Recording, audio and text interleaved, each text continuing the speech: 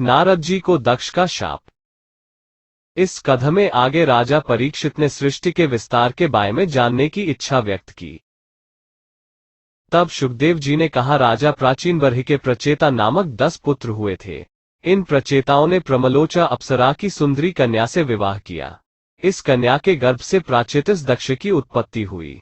प्रजापति दक्ष ने सृष्टि के विस्तार की कामना से विंध्याचल के अघमर्षण तीर्थ में जाकर हसगुह्य स्तोत्र से भगवान की स्तुति की। भगवान प्रसन्न हुए। उनकी आज्ञा से दक्ष ने पंचन प्रजापति की कन्या असिग्नि से विवाह किया और उससे हर्यश्व नाम के 10,000 पुत्र उत्पन्न किए। दक्ष ने उन्हें संतान उत्पन्न करने की आज्ञा दी, किंतु वे तपस्या करने के विचार से नारायण सरोवर चले गए। वहां नारद जी के उपदेश एवं सरोवर के जल में स्नान करने से उन सबको वैराग्य हो गया और वे सभी विरक्त हो गए। जब दक्ष को मालूम हुआ कि नारद के उपदेश से उनके सभी पुत्र विरक्त हो गए हैं तो उन्हें बहुत दुख हुआ और उन्होंने असिग्नि के गर्भ से शबलाश्व नामक 1000 पुत्र और उत्पन्न किए। वे भी अपने पिता दक्ष प्रजापति की आज्ञा पाकर प्रजा सृष्टि के उद्देश्य से उसी नारायण सरोवर पर गए। सरोवर में स्नान से उनके भी अंतःकरण पवित्र हो गए। उनके पास भी देवर्षि नारद आए और उन्हें उनके भाइयों का अनुसरण करने का उपदेश दिया। फलस्वरूप वे सब भी विरक्त हो गए। जब दक्ष प्रजापति को यह मालूम पड़ा तो उन्हें बहुत क्रोध आया और उन्होंने नारद को शाप दिया, मूढ़, जाओ, लोक लोकांतरों में भटकते रहो, कहीं भी तुम्हारे लिए ठहरने को ठौर नहीं होगी। संत शिरोमणि देवर्षि नारद जी ने बहुत अच्छा कहकर दक्ष का शाप स्वीकार कर लिया। देवर्षि नारद जी सच्चे संत थे, उन्होंने कोई प्रतिकार नहीं किया। वास्तव में साधुता इसी का नाम है कि बदला लेने की शक्ति रहने पर भी दूसरे का किया अपकार सह लिया जाए। तदनंतर ब्रह्माजी के अनुनय विनय करने पर दक्ष प्रजापति ने अपनी पत्नी असिग्नि के गर्भ से 60 कन्याएं उत्पन्न की। इनमें से कश्यप पत्नी अदिति के घर 12 संतानें हुई। इनमें से एक का नाम था त्वष्टा। त्वष्टा के एक पुत्र उत्पन्न हुआ जिसका नाम था विश्वरूप। वृत्रासुर की उत्पत्ति और उसके पूर्वजन्म की कथा। एक दिन जब इंद्र सिंहासन पर बैठे हुए थे तो वहां देवताओं के गुरु बृहस्पति आए। सत्ता के मद में डूबे इंद्र ने न तो आसन से उठकर उन्हें प्रणाम किया और न ही यथोचित सम्मान दिया।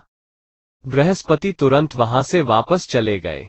जब इंद्र को अपनी गलती का एहसास हुआ तो उन्होंने सभा में ही भारी पश्चाताप किया और वे गुरु के पास क्षमा मांगने पहुंचे, किंतु बृहस्पति वहां से अंतर्धान हो गए और उन्होंने देवताओं का त्याग कर दिया। गुरु का अपमान भूल कर भी मत करो। गुरु के रुष्ट होने पर व्यक्ति श्रीहीन हो जाता है, उसका वैभव, ऐश्वर्य, पद, प्रतिष्ठा सभी कुछ चला जाता है। दैत्यों ने देखा कि देवताओं के ऊपर से गुरु का संरक्षण समाप्त हो गया है, वे गुरुहीन हो गए हैं, अतः उन्होंने गुरु शुक्राचार्य का आशीर्वाद प्राप्त कर देवताओं पर आक्रमण कर दिया और स्वर्ग का साम्राज्य छीन लिया। पराजित देवता ब्रह्मा के पास पहुंचे। ब्रह्मा के परामर्शानुसार उन्होंने त्वष्टा पुत्र विश्वरूप को गुरु बनाया। विश्वरूप ने देवताओं को नारायण कवच प्रदान किया। इस नारायण कवच वैष्णवी विद्या की सामर्थ्य से देवताओं ने असुरों को परास्त कर दिया और स्वर्ग का राज्य पुनः वापस प्राप्त किया। विश्वरूप का मातृगृह राक्षसों के कुल में था, अतः वे चोरी छिपे यज्ञ का भाग असुरों को भी दे देते थे। इंद्र के मना करने पर भी वे नहीं माने तो इंद्र ने विश्वरूप का मस्तक काट दिया। यह समाचार जब प्रजापति त्वष्टा ने सुना तो उन्हें बड़ा दुख हुआ और उन्होंने संकल्प किया कि मैं ऐसा यज्ञ करूंगा जिससे इंद्र का वध करने वाला पुत्र उत्पन्न हो।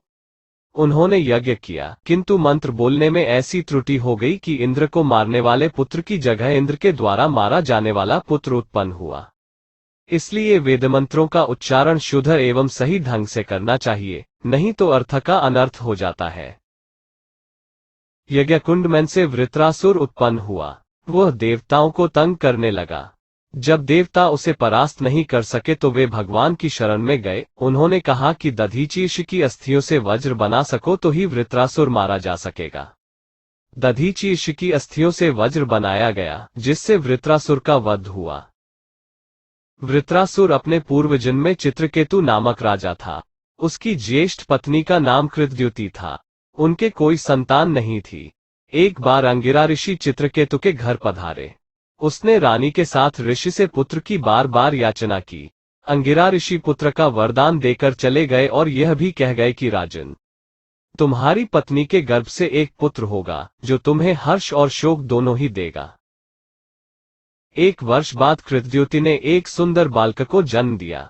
राजा रानी बड़े प्रसन्न हुए और उस पुत्रक लालन गए पालन में ही उनका पूरा समय गुजरने लगा। राजा कृतद्युति को अधिक स्नेह करने लगे। राजा की और भी रानियां थीं। सौतिया दाह के कारण उन सबने मिलकर एक दिन उस पुत्र को जहर दे दिया। शिशु के प्राण पखेरु उड़ चित्रकेतु और कृतद्युति ने जब देखा कि उनका प्रिय पुत्र मर गया है तो वे भारी विलाप करने लगे। इसी समय वहां अंगिरा ऋषि और नारद जी आ पहुंचे। दोनों ने बहुत समझाया कि हमने पहले ही कहा था कि पुत्र सुख ही नहीं दुहक भी देता है, अतः पुत्र के कामना जाल में मत उलझो। जब राजा रानी शांत होते न दिखे तो अंगिरा ने कहा कि हम तुम्हारे पुत्र की आत्मा को बुलाकर इस मृत शरीर में पुनः प्रविष्ट करा देते हैं, तुम उससे स्वयं बात कर लो। ऋषि ने ऐसा ही किया। राजा रानी पुत्र से लिपटकर खुशी के आंसू बहाते बहुत स्नेह करने लगे, परंतु शरीर के माध्यम से उस दिवंगत आत्मा ने कहा, न आप मेरे माता पिता हैं और न मैं आपका पुत्र हूं। मैं तो अपने कर्मों को भोगता हुआ विभिन्न योनियों में भटक रहा हूं। अनेक जन्मों में मेरे अलग अलग माता पिता हुए, मैं किस किस को याद रखूं। यह सुनकर राजा के ज्ञानचक्षु खुल गए। नारद जी ने उन्हें संकर्षण विद्या का उपदेश दिया। उस उपदेशानुसार उन्होंने तपश्चर्या की। राजा ज्ञानी और सिद्ध हो गए, विद्याधरों के अधिपति हो गए। भगवान शेष ने उन्हें अपना पार्षद बना लिया। एक दिन विद्याधर चित्रकेतु आकाश में विहार करता हुआ कैलाश धाम जा पहुंचा। वहां चित्रकेतु ने देखा कि भरी सभा में शंकर जी पार्वती जी को गोद में बिठाए हुए हैं। यह दृश्य देखकर चित्रकेतु को बड़ा आश्चर्य हुआ और वो शिव दंपति के निकट जाकर शंकर जी को बुरा भला कहने लगा। वो बोला, आप तो जगद्वंद्य हैं, भरी सभा में यह कैसी धृष्टता कर रहे हैं आप। यह सुनकर शंकर जी तो कुछ नहीं बोले, उसकी अज्ञानता पर केवल मुस्कुरा भर दिए, पर पार्वती जी को बहुत क्रोध आया। उन्होंने चित्रकेतु को शाप दे दिया कि जा, अब तुझे असुर योनि में जन्म लेना पड़ेगा। चित्रकेतु के क्षमा मांगने पर पार्वती जी ने कहा, तुझे शाप तो भुगतना पड़ेगा, परंतु अगले जन्म में तुझे अनन्य भक्ति प्राप्त होगी और तेरा उद्धार होगा। यही विद्याधर चित्रकेतु अगले जन्म में वृत्रासुर बना और भगवत भक्तों में उसकी गणना हुई। 6ठे स्कंद के अंत में कश्यप पत्नी दिति के संतान के रूप में 49 मरुद्गणों की कथा आती है और पुंसवन व्रत के विधि विधान और महात्म्य का वर्णन है। इसी के साथ 6ठा स्कंद पूर्ण होता है।